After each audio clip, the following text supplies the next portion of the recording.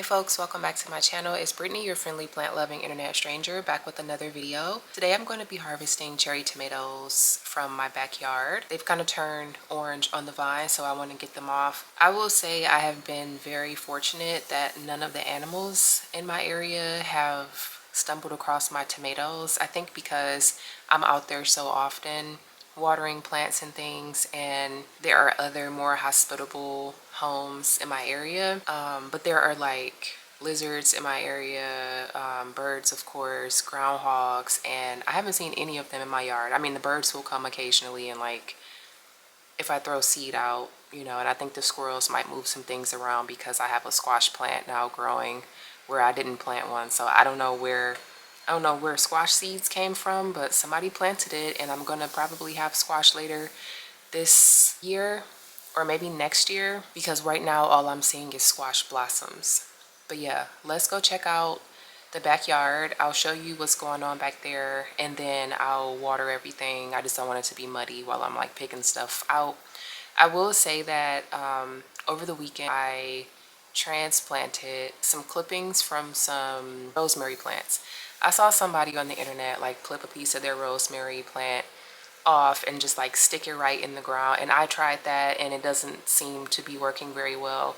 We also haven't gotten a ton of rain over the last few days like we have been getting. I don't know what's going on. Maybe it just didn't work, and I probably should have waited because my rosemary bush is not a bush yet. It's just a little small plant, so I should have waited until it was a bit more substantial before cutting it. The basil is looking beautiful. I have regular old basil, and then I have Thai basil.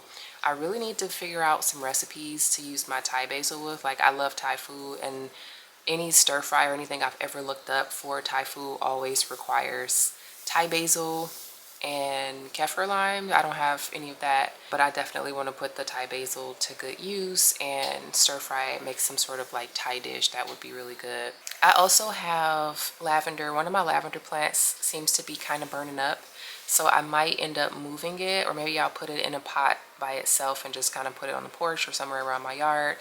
But I don't want it to die, so I need to do that.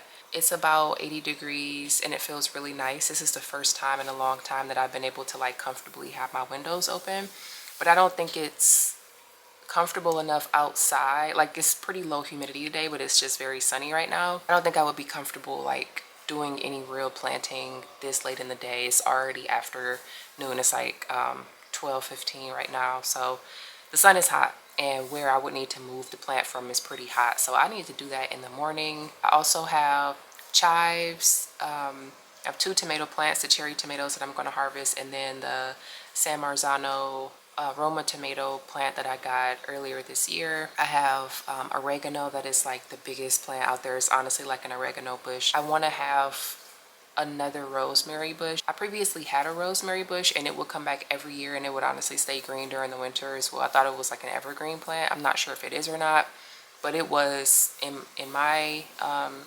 garden. It was. And then I think it was last year it didn't come back for the first time, and I'd had this bush for like 5 years. I got a new one, a small one, so I'm curious to see how it will continue to progress over the summer and if it'll come back next year. I hope it does. The oregano came back from last year, and the tomato plant came back from like several years ago. I have not seen that plant since I planted it in like, might have been 2020 or 2021, and it decided to show its face in 2025, which I'm not mad about, and it's producing a ton of fruit, so that's great. I think I mentioned chives. Those are hiding under the tomato plants. Two separate chive plants, you can kind of tell when you look at them. And then I bought some echinacea. It has not flowered yet. I'm hoping that it is finally settled. It took a while for it to acclimate to its new home once I put it in the garden bed. And because that area gets quite a bit of like direct sun throughout the day, I noticed that it was like starting to dry out a lot faster than the other plants were. So I was worried about it, but I also wanted it to come back. I think it is a perennial and will come back.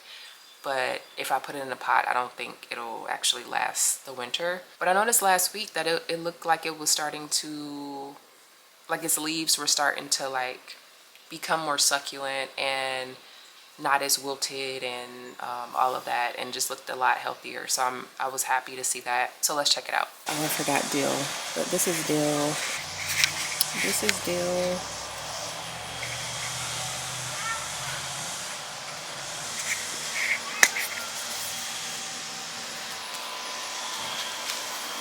Here is my San Marzano tomato plant. Doesn't have any fruit yet, but I noticed flowers down here. And then here are cherry tomatoes mixed up with the Thai basil. I don't know what this is. What is this? And then this is the oregano. Look how big that is. And then this is the big cherry tomato plant. And it's like spreading all the way over here. Here are tomatoes here. These are little tiny ones. And then these are what I'm about to harvest. Oops, let me get my shadow. These are what I'm about to harvest. And it's a ton coming in here.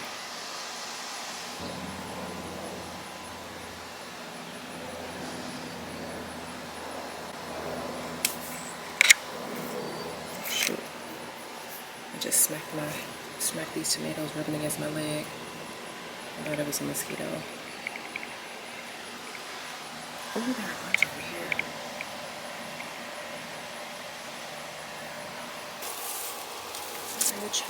If you don't already, it's really worth it to save like the little plastic containers that produce come in. I'm going to use these to collect my cherry tomatoes. These are some that I picked the other day, and they were green when I picked them, so I'm going to be eating these soon, probably in a salad. Although I am going to make a pasta sauce with the cherry tomato base tonight for dinner, so maybe I'll use those. Maybe I'll use these in that as well. All right, and here is what I just picked from the garden. Cherry tomatoes. These look really good. And the orange ones are kind of sweet, so they're very good to just eat raw as well. But just a few. There are a ton more coming in, so I'm really happy about that. That plant has just like really taken off, and I don't have it supported with any sort of like stakes or anything. I honestly just made sure that as best I could, none of the tomatoes that are still growing are touching the soil, and then like putting all of the little tomato branches that are like straying away from the main plant, just like kind of curving those back around so that they stay in the garden bed, or that they start to root themselves. I don't know if that's how tomato plants work, but we're trying it out. And all of these little extra arms have tomatoes growing from them without being supported. So that's great.